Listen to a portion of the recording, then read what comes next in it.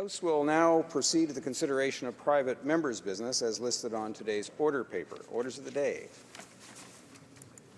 Private members' business, consideration at second reading of Bill C-637, an act to amend the Criminal Code, firearms storage and transportation, standing in the name of Mr. Sopuck. Mr. Sopuck, seconded by Mr. Norlock, moves that Bill C-637, an act to amend the Criminal Code, firearms storage and transportation, be now read a second time and referred to the Standing Committee on Public Safety and National Security. Debate, the Honourable Member for Dauphin, Swan River, Marquette. Thank you very much, Mr. Speaker. And today it's my great pleasure to stand in this House to speak to my private members' bill, C-637. And I'm not here only in my capacity as the Member of Parliament for Dauphin, Swan River, Marquette. I have the honour of being the chair of the Conservative Hunting and Angling Caucus, a group of dedicated parliamentarians to a way of life that millions of Canadians cherish, and that same dedication extends to conservation programs and projects.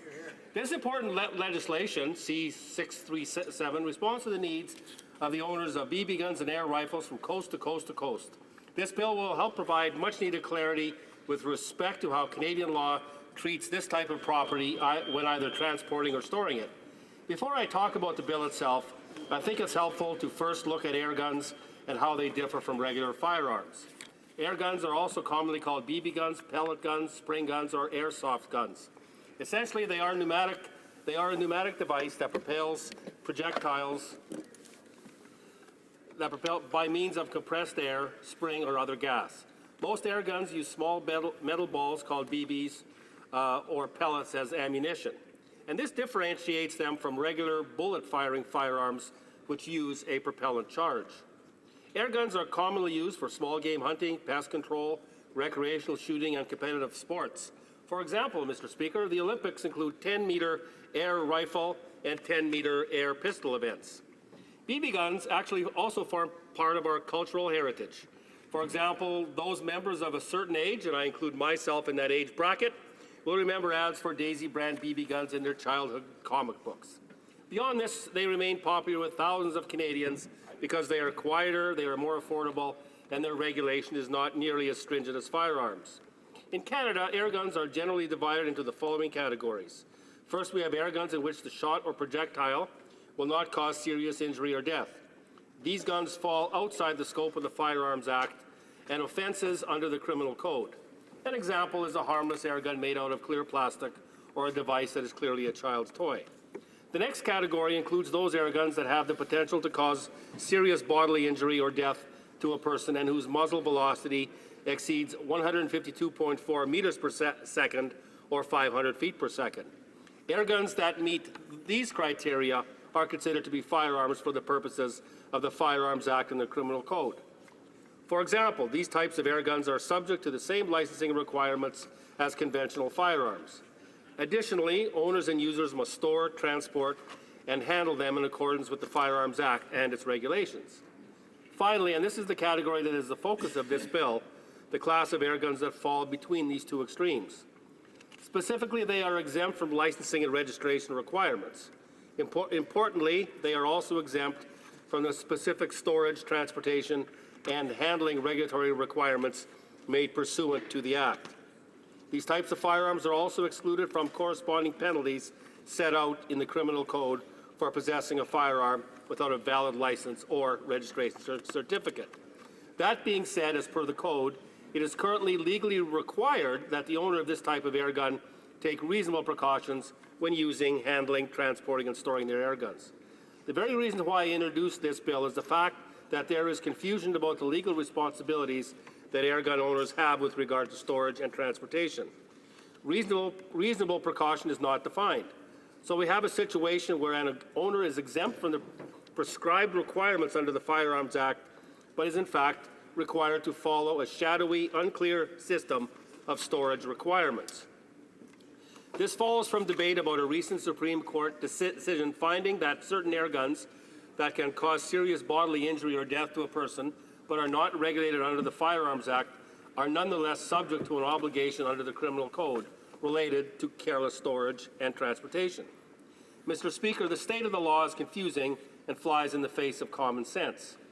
Let me remind all members that BB guns are sold in hardware stores across Canada, and there is no need to apply for a firearms license and no test to pass. It is my view that it is nonsensical that an air gun that doesn't require a license to own or use be subject to similar offenses for careless storage and transportation as more powerful firearms.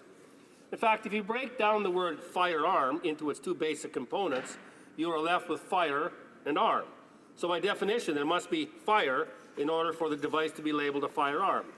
This is clearly not the case for the devices, paintball guns, airsoft guns, and BB guns that we are discussing today. Let me be clear. Safe storage and transportations of real firearms is a critical element of Canada's firearms laws, and our Conservative government has always maintained the need for responsible firearms owners to obey the strict storage, transportation, and handling regulations set out in the Firearms Act. For instance, all conventional firearms must be stored in an unloaded state and locked, with ammunition stored separately or locked up. Further, to transport firearms, they must also be unloaded while in transport. And all proper measures must be taken to guard against loss or theft of a firearm in homes, vehicles, and businesses. These measures make sense for conventional firearms.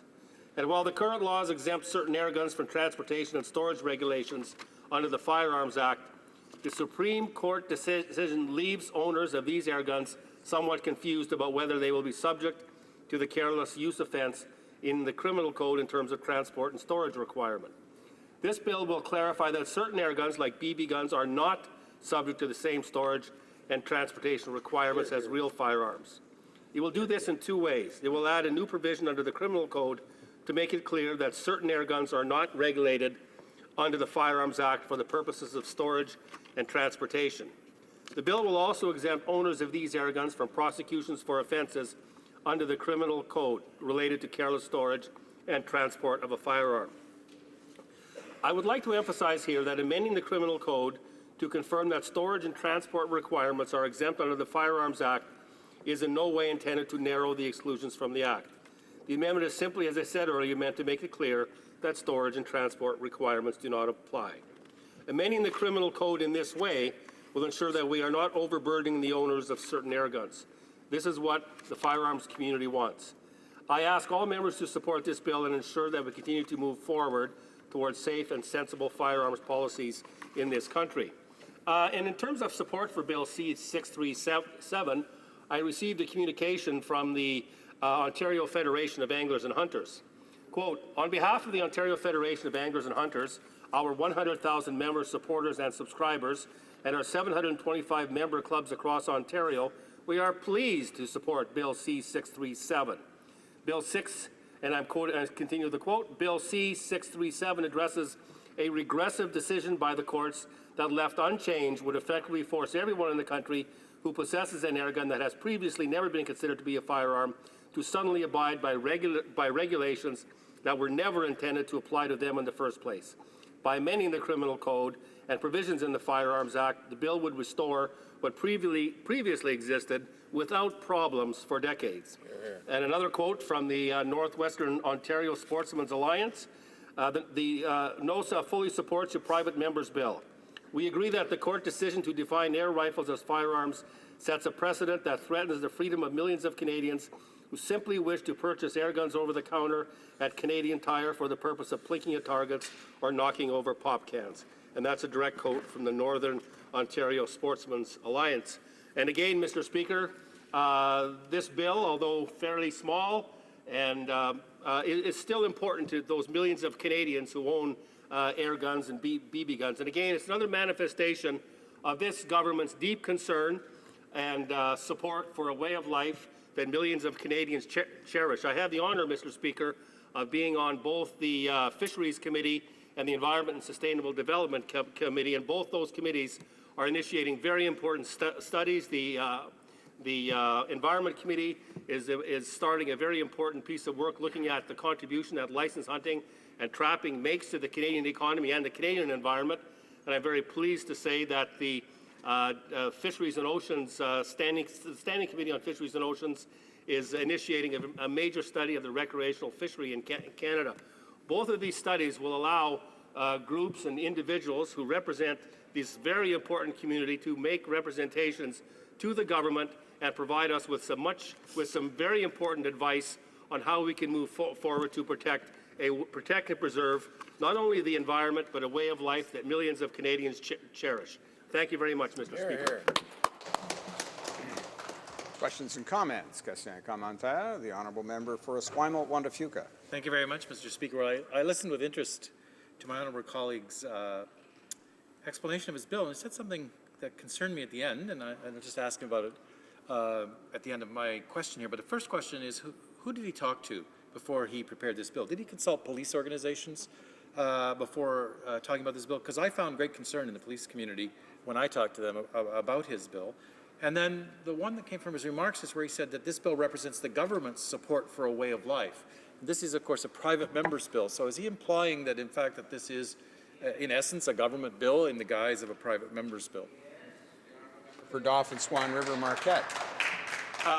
Again, the point I'm making is that I'm very pleased to be part of a government that strongly supports a way of life that millions of Canadians embrace, and obviously this is a private member's bill. In terms of the concerns from police, it is still a criminal offense to point an air gun or to act as if it is a firearm, and so those provisions will remain intact. Questions and comments. The honourable member for Malpeque. Thank you, Mr. Speaker. Somewhat the same concerns raised by my colleague, the critic in the NDP. I was wondering as well who the member talked to in the police, because I'm getting an entire different story from police organizations we talked to. But my question relates to the facts and why this bill is here. Could the member, or has he researched this, how many charges have already been laid against individuals under this particular section for these BB guns and pellet guns? Is it the huge concern that the member is really talking about? The honourable member for Dauphin, Swan River, Marquette. Well, prevention is the best defense, and we did have a court decision that labeled these devices as firearms, and we are acting, I am acting very quickly to have a private member's bill that will deal with that decision by the courts that we think was problematic at best. And the point is to ensure that, because nothing is being changed here. This bill basically, apart from the decisions made by the courts, this bill represents a support for the status quo, basically. And again, I want to make the point, it is a criminal offense to point an air gun at any individual or to act as if it is a firearm. If a store is robbed by an individual with an air gun for criminal law purposes, it is treated the same as a firearm, and that should mollify the police. Questions and comments. The honourable member for Wetaskiwin. Thank you very much, Mr. Speaker. It's hard to follow the distinguished steps of a former Solicitor General who doesn't understand how courts work, but I'll ask my question here to my honourable colleague from Dauphin, Swan River, Marquette. You know, as a young lad growing up on a farm on the prairies of Alberta, on the prairies of Western Canada, I remember, he's chirping away, that's okay, he doesn't get it. But Mr. Speaker, I grew up, my very first time I held a gun in my hand was a pellet gun that was my grandfather's, it was my uncle's, and my father's before that, a little Crossman air rifle that I used to take out into the field and hunt gophers with it. It was a great experience, led to a whole life of me owning firearms, going hunting with my dad, going hunting with my sons now and all my friends, and contributing to an absolutely fantastic way of life. And I would like to ask the member any experiences that he's had or with his family about just how valuable starting off with something like a pellet gun or a BB gun is in teaching people how to properly handle firearms in the first place. Member for Dauphin, Swan River, Marquette. Excellent question. My honourable friend from Wetaskiwin, his upbringing very much parallels mine, and the use of BB guns and air rifles teach a young person firearm safety. They teach the marksmanship, because to properly teach a youngster in the use of air guns and BB guns, one uses the same principles as a firearm. You ensure that it's never pointed at anybody else, and that's how, in a very safe manner, a child is taught to respect and use firearms in the proper manner. Thank you, Mr. Speaker. Resuming debate, the honourable member for Esquimalt, Wanda Fuca. Thank you very much, Mr. Speaker. Like some of the members opposite, I do fondly remember my best Christmas ever, and that was the Christmas when I got a BB gun. And so I had the BB gun for some time before I moved on to harder weapons. And some might describe BB guns as a gateway gun. And I'm quite serious about that, because I think what's important, which the member just said on the other side, is I learned my most basic lessons about safe handling of firearms with a BB gun. I was taught how to do that. But what it seems to me is that ought to include things of a safe storage and transport. And to me, his bill is actually going to interfere with that training and learning process. So what I think we have here, in some ways, with all due respect, is a solution in search of a problem. When I talk to people, apparently there have been no charges laid under these sections. And so I wonder what this is really about. And I do think, as usual with private members' bills, this is about politics and appealing to the base of the Conservatives in a time heading up to an election. It's not about a real problem that we face every day that affects lots of Canadians. So I guess I haven't seen the evidence that changing the rules around the classification of air guns is necessary. And when I talked to the police, and I talked to local chief, I talked to police organizations, all of them said the very same thing, that if you allow other rules for transportation and storage of air guns, BB guns, pellet guns, it becomes very difficult for the police to do their job in enforcement of existing gun regulations, because especially with the new high-velocity air guns, it's impossible to distinguish them from other weapons at a glance. And so we face the fact that if this bill was passed, it might lead to people transporting these guns in their vehicles, and the police raised this with me, it's not my example, that they would be faced with a very difficult decision of trying to decide in a moment's time, what is that gun that's in that vehicle? And so instead of sticking with getting people to learn what the safe storage and transport looks like by applying those similar rules, which are not onerous rules, certainly by anybody's stretch of the imagination, that in fact will teach better gun behavior in the long run. So again, I'm no expert in firearms, but I know, having had a BB gun, and I've seen air guns, and as I said, I learned to shoot a shotgun, that it isn't easy to distinguish some of the new guns, which have very high velocity, can do real bodily harm and damage, from other air guns. And so I think the police are quite rightfully expressing a concern here about how they're going to do their job in keeping the public safe. So over the years, we've seen the Conservatives and the Liberals doing everything they can to polarize issues around firearms for political purposes, and I'm just worried that, in fact, what we have before us is a private member's bill that does the very same thing.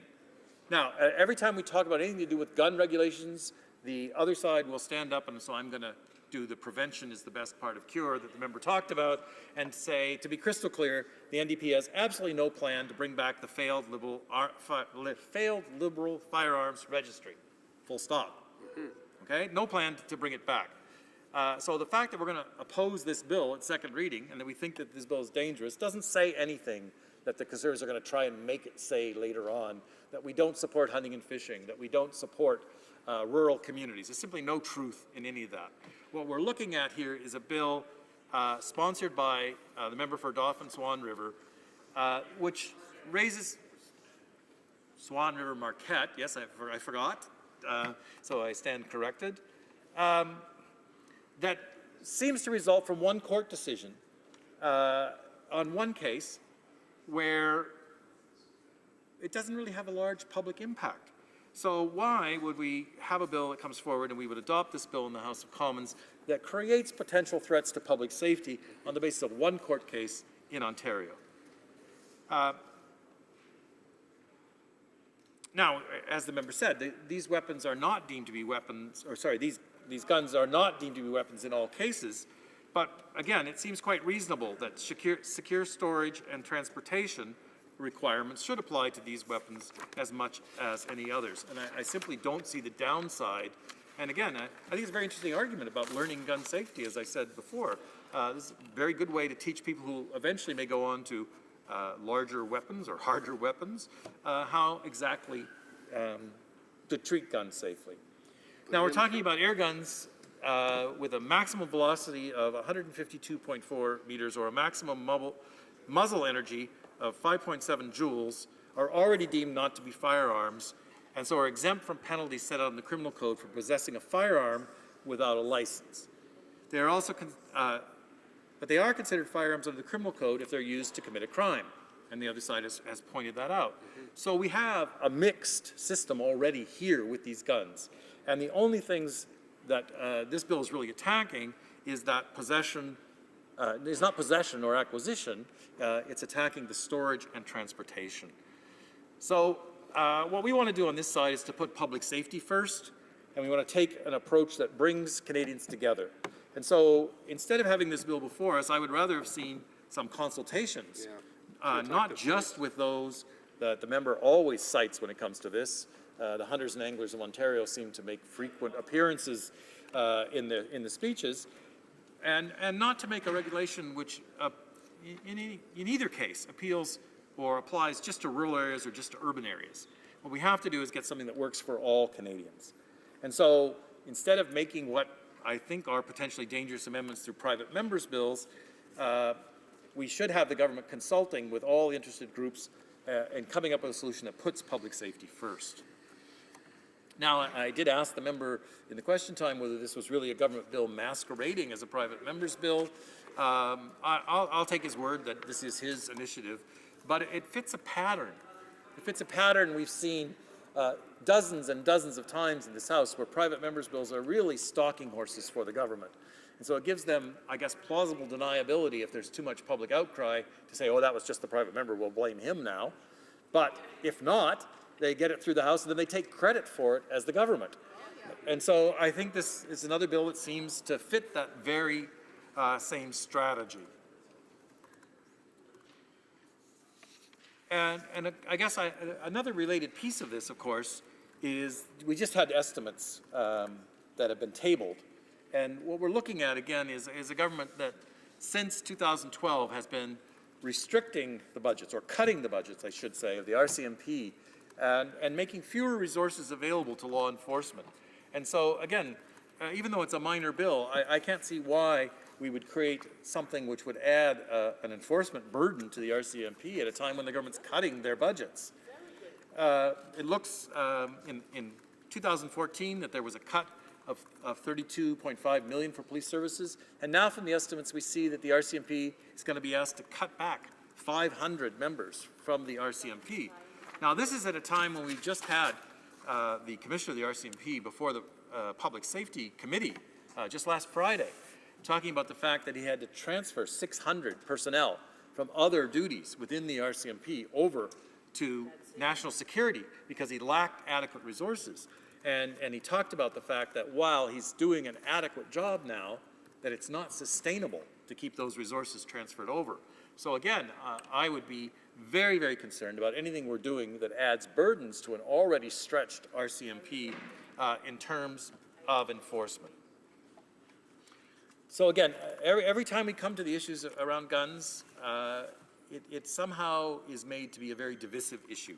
And I think once the registry is gone, I had the hope, as a member who represents a riding which is both urban and rural, that we might be able to come together and find ways to keep guns out of the hands of people who don't need them, while finding ways to reduce burdens on legitimate gun owners. I just don't happen to think that this is one of those measures. So reasonable people from various parts of the country could easily work together, I think, and come up with solutions. But we know that the government prefers to play wedge politics with the issue of guns. And so rather than sitting down with urban communities and talking about the problems of guns on their streets, and rather than sitting down with people and talking about the problems of the flow of illegal guns into the country from the United States, we have a bill that's really quite small before us instead of tackling those larger questions. And again, we come back to the CBSA, who's responsible for trying to control those gun smuggling essentially into the country. And we find the same thing since 2012, that the government has cut the budget of the CBSA and cut it so far that they had to lay off 100 intelligence officers from the CBSA, the very people who worked on issues like preventing gun smuggling. So I guess my time is drawing to a close. I would say, in conclusion, again, that I think this bill is a problem in search of a solution. We haven't had a big set of charges or problems for those who have BB guns and air guns, but by introducing this bill, we're going to create a new problem for the police in terms of enforcement of gun safety in our communities. So for that reason, I am opposing this bill. Thank you. Resuming debate, the honourable member for Malpeque.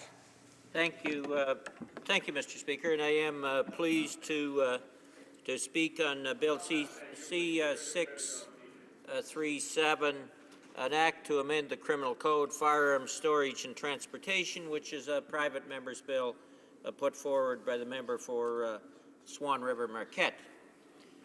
And as is typical of this government, Mr. Speaker, it's not part of a public safety package that brings together a number of areas for public safety from the government itself.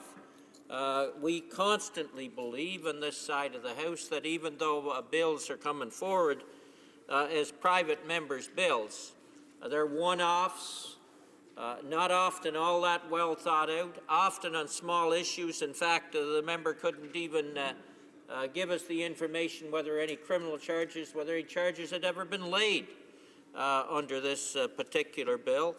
But they're coming forward as private members' bills, and often they really complicate the criminal justice system and do not make for good public safety policies. And I would submit many of them come forward just to try and create some political discourse for internal objectives of the Conservative Party of Canada and to try and drive wedges between Canadians on different sides of the issues. I am concerned about, and we will oppose, this legislation because any weakening of the provisions to store and transport these, I think weapons is a strong word, is against the interest of public safety. Simply put, this legislation would take away the criminal liability for unsafe storage and transport of these weapons, which can and do inflict injury. This raises serious concerns related to public safety, particularly related to mostly children, but youth as well.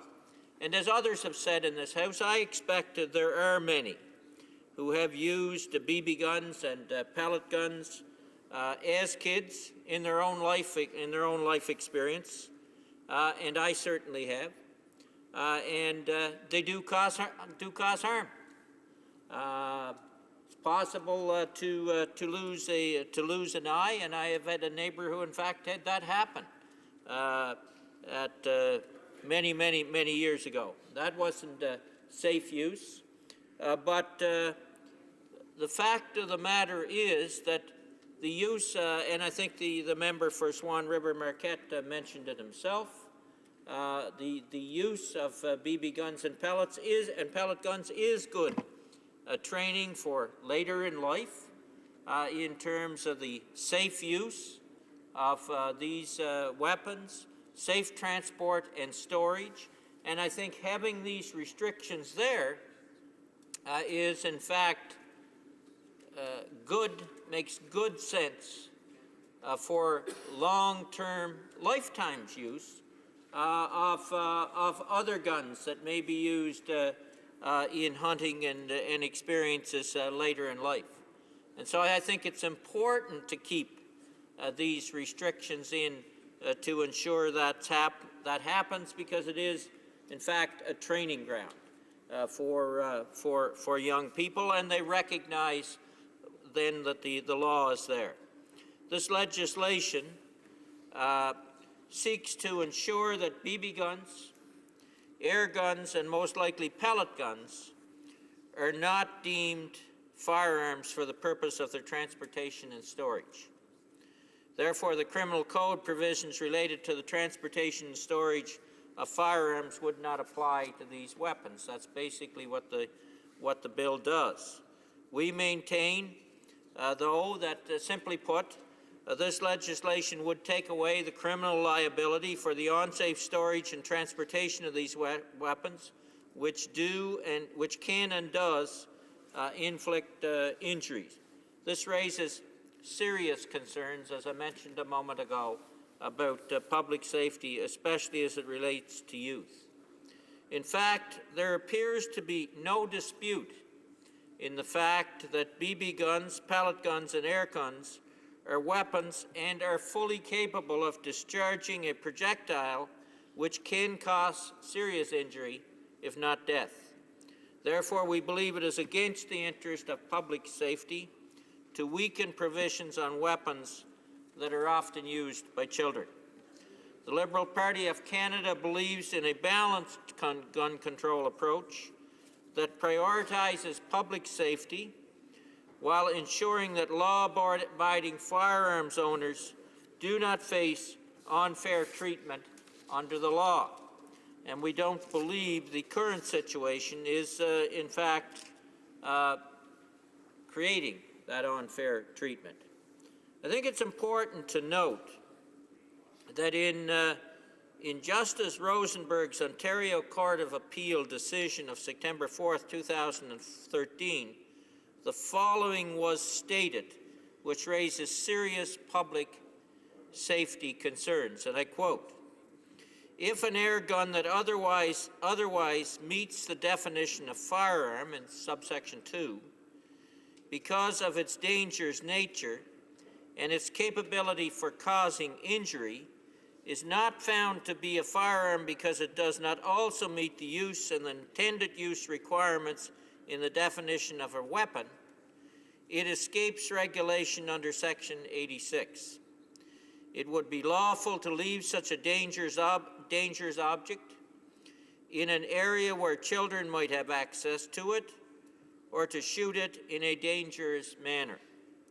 Liability would attach only if someone actually was injured or killed.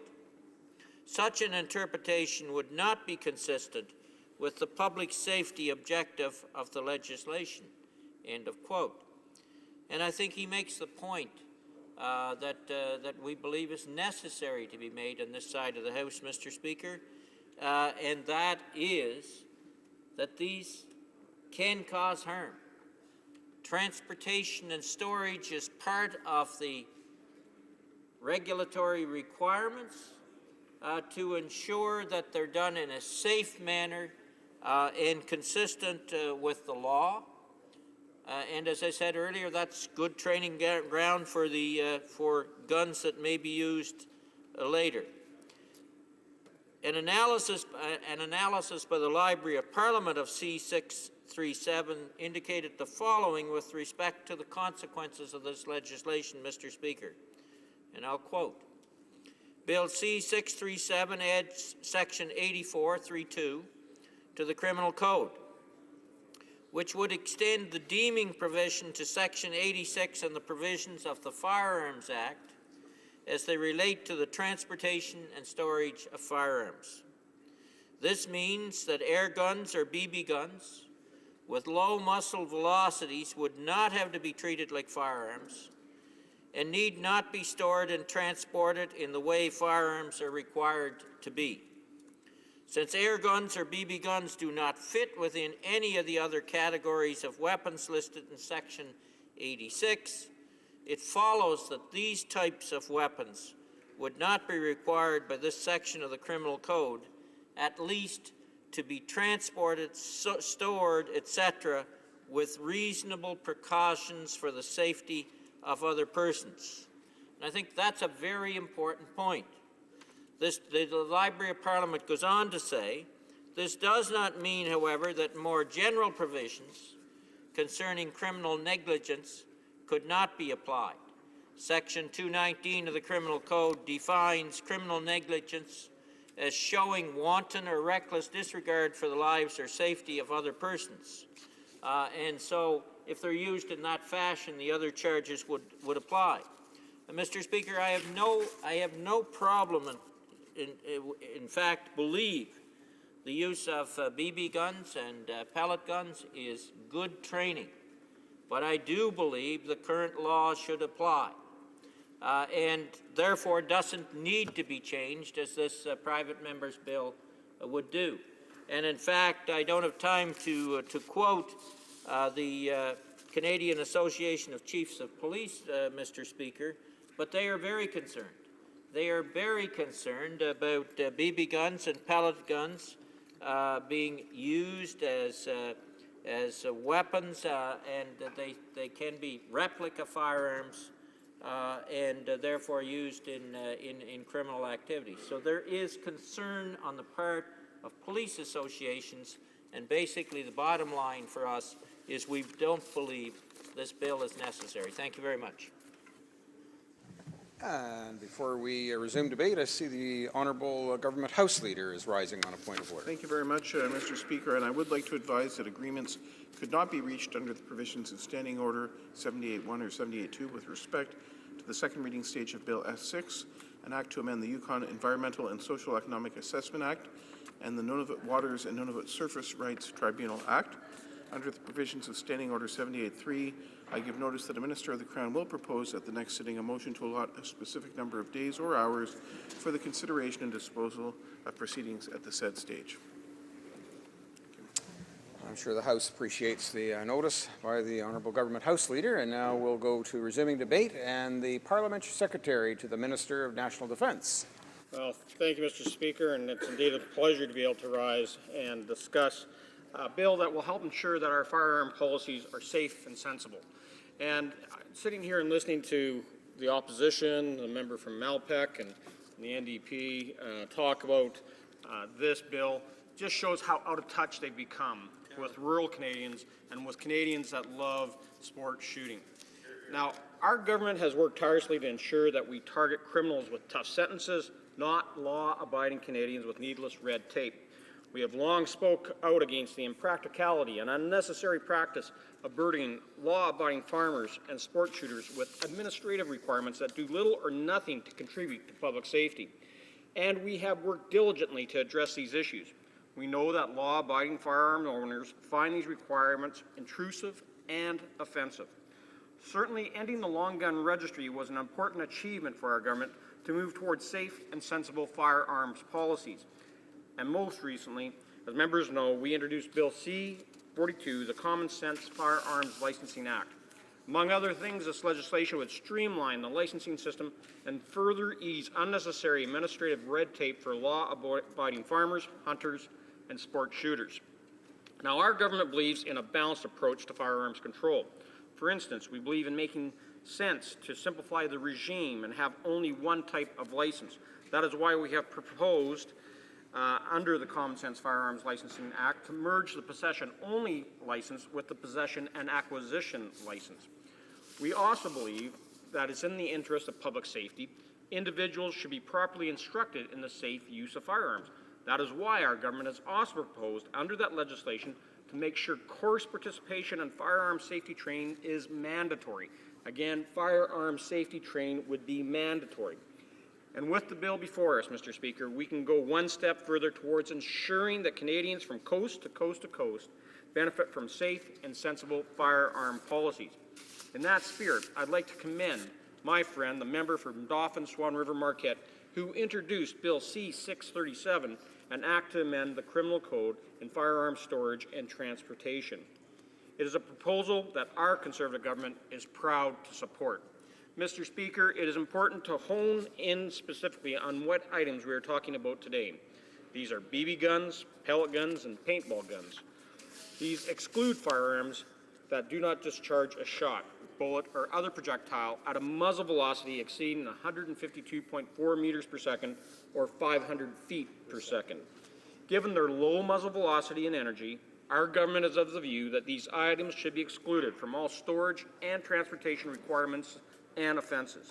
And therefore, the proposal in this bill falls squarely within the safe and sensible realm. Let's look at the design of the bill specifically. The bill proposes to amend the Criminal Code to exclude these items from the storage and transportation requirements under the Firearms Act and the offenses in the criminal code that relate to storage and transportation. So in effect, Bill C-637 would exempt individuals from prosecution for offenses related to the careless storage and transport of these items which have previously been erroneously lumped in with ordinary firearms. By way of an example, say a young woman wanted to go with her friends to an open field far from other people, so they're going out to the park or they're going out to a farm yard, and they're taking their air pistol. And they shoot some pop cans off a tree stump or a fence post with that air pistol. Now currently, if she throws a pistol and some of her pellets into her backpack, she'd be liable to charges under the criminal code for unsafe transport of a firearm. Ridiculous. This is ridiculous and unacceptable, simply unacceptable. I have taken part in similar activities. You know, I grew up on the farm, and when I was growing up, the first gun I had was a pellet gun. And it was a lot of fun, but it taught me about safe handling and how to use a firearm carefully. Now, we must not let government run amok and ban these types of Canadian heritage activities. Again, most rural Canadians and a lot of people within urban centers use these air guns, whether it's a pellet gun, a BB gun, or going out and having some fun at the paintball course. Mr. Speaker, some members on the other side of the House are claiming that this will create a spike in the use of air guns in criminal activity. This is simply not the case. What this bill does is codify what Canadians from coast to coast have always assumed to be the case. Air guns are not firearms. They should not be treated like firearms, and they should not have the consequences associated with firearms. Mr. Speaker, the Liberal and NDP logic on this issue is simply that we should be similar as what they have done with the long gun registry. They love the long gun registry. They believe that government intervention will solve all the world's problems. But let's look at the statistics, Mr. Speaker. When we ended the wasteful and ineffective long gun registry, gun crime in Toronto went down by over 80%. Now, this is not to say that these two items are linked. It is simply to say that those who commit crimes with guns do not obey the various laws prohibiting murder, armed robbery, and so on. It is simply foolish to believe that they will stop committing crimes because their guns must be registered. Mr. Speaker, this bill before us today is very important. What this bill will do is clarify some confusion around the legal obligation of air gun owners that has arisen because of the November 2014 Supreme Court ruling. The effect of the decision upheld the current law that certain air gun owners are subject to prosecution should they carelessly store or transport an air gun. This bill will address the confusion and help to provide clarity to owners of these types of firearms. Mr. Speaker, before my time comes to an end, I would like to specifically thank the Canadian Shooting Sports Association for working with our government and the member from Dauphin Swan River Marquette on analyzing the Supreme Court decision impacting air guns. I believe that the legislation introduced by the member of Dauphin Swan River Marquette is an important milestone in addressing the needless, burdensome paperwork that exists in our firearms regime. In conclusion, Mr. Speaker, this is a balanced approach that will contribute to our ultimate goal of ensuring our firearm policies are safe and sensible, and I hope that all members will support it. Thank you. Reprise du débat. Alors, la députée de Abitibi-Témiscamingue. Merci beaucoup, Monsieur le Président. Ça me fait plaisir de prendre la parole sur ce projet de loi. J'aimerais tout d'abord spécifier quelques informations au niveau, en général, de la législation concernant les armes à feu. De manière générale, oui, on a mis en place certaines lois et règlements pour éviter que quelqu'un qui, visiblement, ne devrait pas se retrouver avec une arme, se retrouve avec une arme. Donc, par exemple, des gens qui ont une inaptitude mentale, des antécédents criminels ou une méconnaissance des règles de sécurité de base sur les armes. Mais on a aussi mis ces lois et ces règlements-là en place pour d'autres choses. Entre autres, en mettant ces lois et ces règlements-là en place, on a permis de diminuer le vol. Lorsque les armes à feu pouvaient être rangées un peu n'importe comment, accrochées sur le mur du camp de chasse, il y avait plus de vols. Maintenant, en mettant des règles au niveau de l'entreposage, notamment en demandant à ce que les gens, par exemple, aient les armes verrouillées dans un endroit, ça a permis de réduire le vol. Lorsqu'on parle aussi de d'autres raisons pour les armes à feu en règle générale pour mettre des règlements en place. Il y a aussi eu pour limiter les accidents, les décharges accidentelles, les risques liés à la blessure, qui quelquefois étaient causés par quelqu'un qui n'a aucune connaissance des armes à feu et qui décidait de la regarder, de l'examiner, de jouer avec et qui, malheureusement, par accident, pouvait causer des accidents. C'était pas rare, il y a 30 ans, que les gens aient des armes, si on peut dire, sur le mur, chargées, prêtes à utiliser. Et maintenant, avec les règles qui ont été mises en place, on ne peut plus faire ça. Maintenant, mon collègue a présenté un règlement pour que certaines armes qui, par exemple, les armes à air comprimé ou des armes de paintball, qui présentent, je le reconnais, des risques moins élevés, ne soient pas tenues aux règles de transport et d'entreposage. Mais le problème avec le projet de loi de mon collègue, c'est qu'il le remplace par rien. Donc, il enlève les règles de transport et d'entreposage, mais il ne propose pas en échange, par exemple, de mettre en place des règles de transport et d'entreposage qui, selon lui, pourraient être plus appropriées à ce type d'armes-là. Il le remplace par le néant. Et pour moi, c'est évident que je ne peux pas accepter ça. Si mon collègue serait prêt, dans l'intention de mon collègue, il serait prêt à présenter des règles spécifiques à ce type d'armes-là, qui, selon lui, seraient plus appropriées, je pourrais étudier le projet de loi. Mais présentement, le remplacer par rien du tout le rend inacceptable à mes yeux.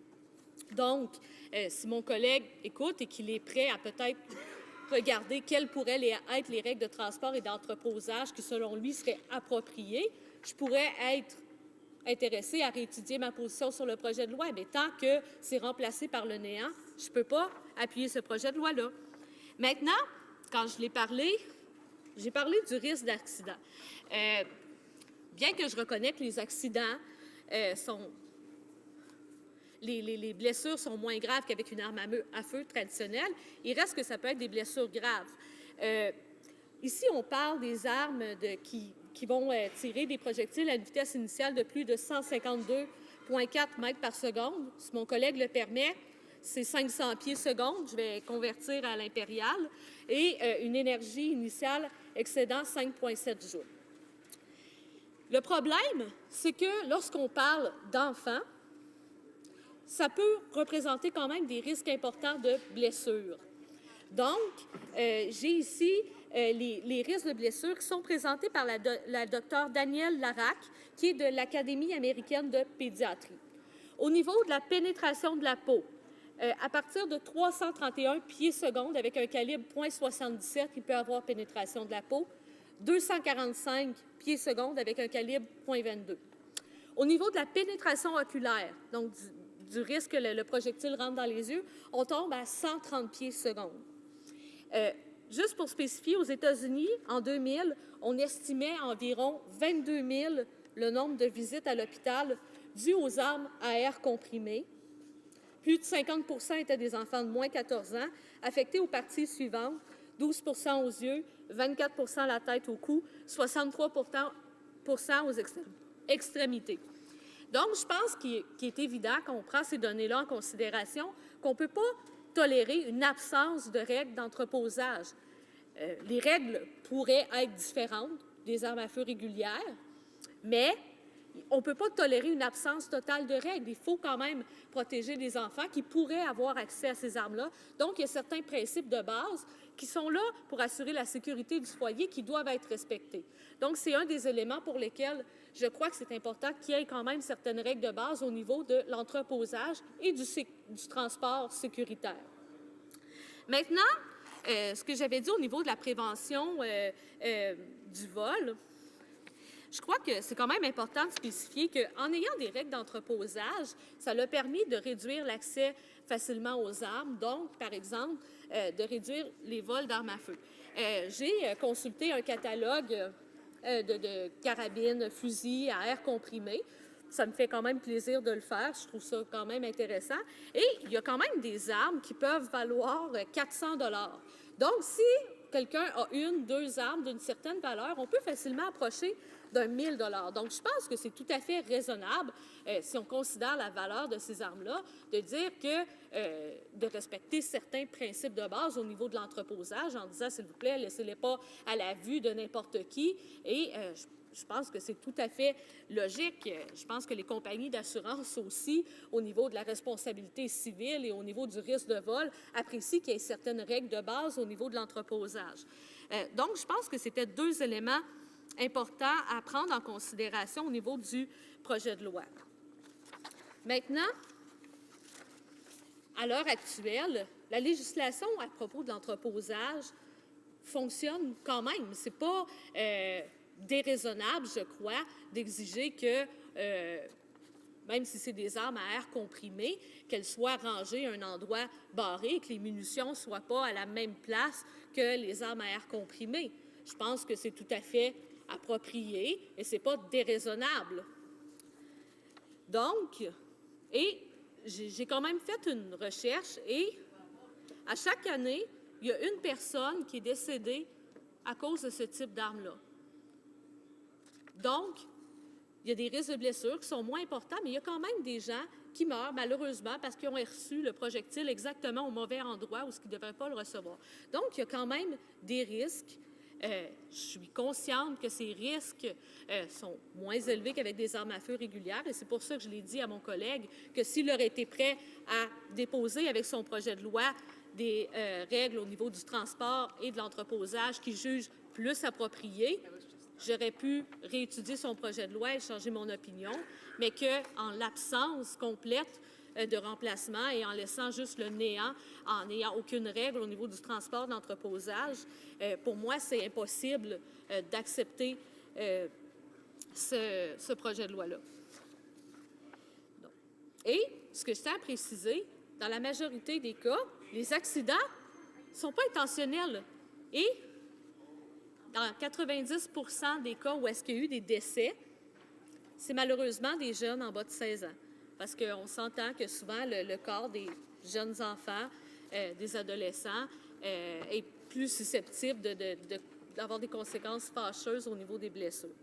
Donc, je pense que, je l'ai dit à plusieurs reprises, c'est quand même important de réserver certaines règles de base. Et dernièrement, il y a eu plusieurs cas d'enfants qui ont malheureusement blessé ou même tué des personnes aux États-Unis au niveau en utilisant des armes à feu ou, qui bien sûr peut-être ne sont pas aussi accessibles ici, mais la majorité des gens réagissent quand ils apprennent que, mettons, la madame avait une arme à feu, avait un pistolet chargé dans sa sacoche. La réaction des gens, c'est maudite innocente, qu'est-ce qu'elle faisait avec ça dans sa sacoche? C'est plate à dire, c'est peut-être pas bien dit, mais c'est la réaction que j'entends le plus souvent. Donc, la plupart des gens s'entendent qu'il y a des règles élémentaires au niveau de la sécurité, au niveau de l'entreposage des armes à feu, et la plupart des gens qui disent ce genre de commentaires-là sont eux-mêmes des chasseurs, sont eux-mêmes des gens qui utilisent les armes à feu. Et je tiens à préciser, Monsieur le Président, pour peut-être le bénéfice de cette Chambre, que moi-même, j'ai plusieurs armes à feu à la maison. Présentement, j'en ai 7. J'ai aussi un arc et j'ai quand même respecté certaines règles de base au niveau de l'entreposage et je trouve ça tout à fait normal de le faire, considérant qu'il y a une jeune fille de 5 ans qui vit avec moi à la maison. Donc, ces règles-là sont tout à fait logiques. Ils consistent à la sécurité de base pour éviter les accidents et je ne crois pas que ces règles au niveau du transport, de l'entreposage, soient exagérées. Et je pense que mon collègue devrait sérieusement réfléchir à ma proposition de mettre en place des règles qui sont plus appropriées, selon lui, pour ce type spécifique d'armes-là, à la place de juste proposer le néant concernant l'entreposage et le transport de ces armes-là. Donc, c'était mon commentaire, Monsieur le Président. Ça m'a fait plaisir de prendre parole là-dessus.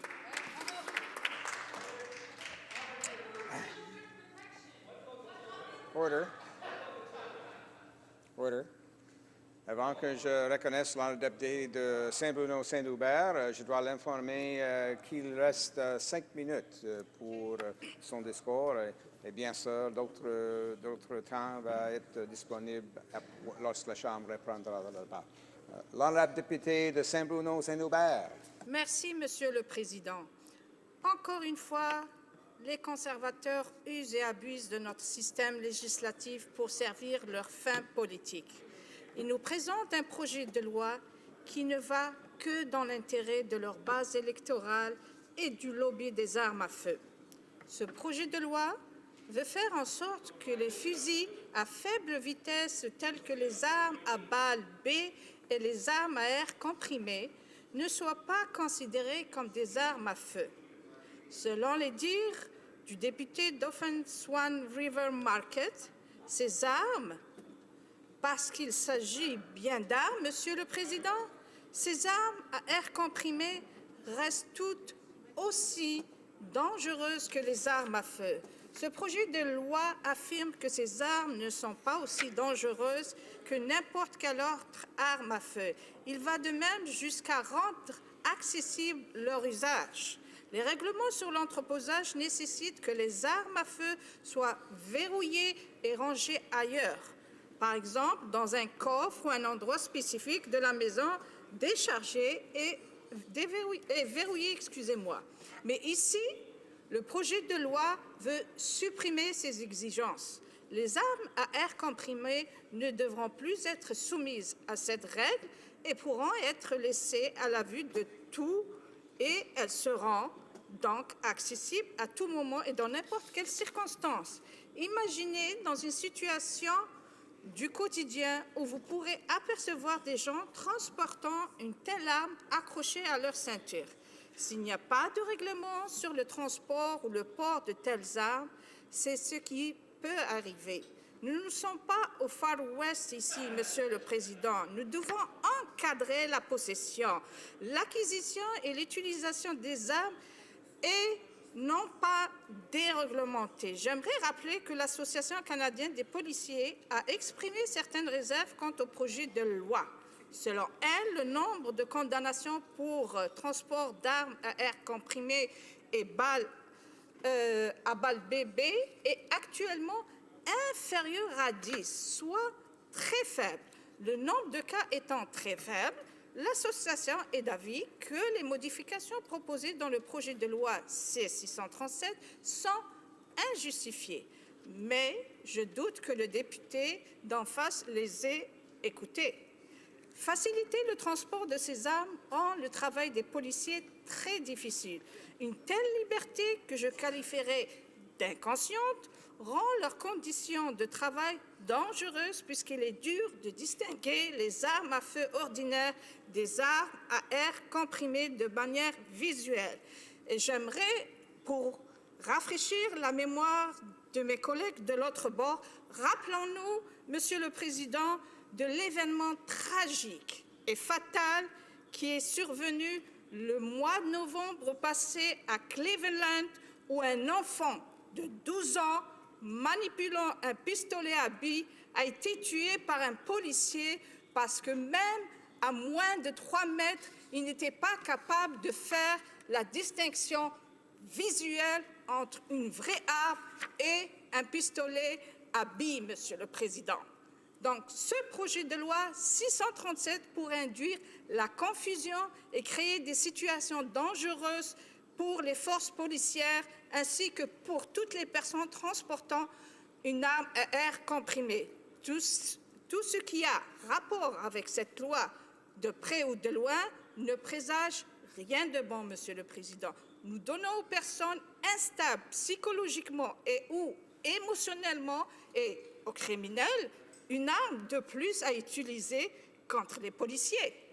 Si cette loi ne visait pas les intérêts du Parti conservateur et des libéraux, et si cette loi ne visait pas leur préparation aux prochaines élections, et si cette loi visait réellement à promouvoir la sécurité des citoyens, alors ils dirigeaient plutôt leur temps et leurs énergies à aider les forces de l'ordre et les épauler dans leur mission de protection du calme et de la sécurité publique.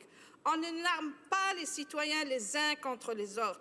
On ne les arme pas non plus contre les policiers. On doit d'abord promouvoir plutôt des interventions alternatives et meilleures. Ce projet de loi engendrera la méfiance et la peur au sein de notre société, Monsieur le Président. Les conservateurs n'agissent que dans leur intérêt. Le seul parti qui est le nôtre, le NPD, est capable de former un gouvernement qui se préoccupe de ses citoyens et de leur sécurité, Monsieur le Président. Merci.